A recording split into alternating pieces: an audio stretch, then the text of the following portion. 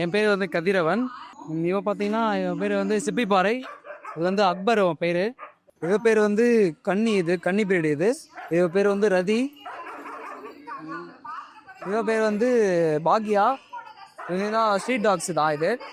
இவன் வந்து காளி இந்த அலங்கு மூவியில் இப்போ ரீசெண்டாக பண்ணியிருந்தா அவள் காளி ஏதா குட் நைட்டில். அப்புறம் இவங்களும் சிப்பிப்பாறை தான், அக்பரோட சன்ஸ் இவங்க 2 பேரும்.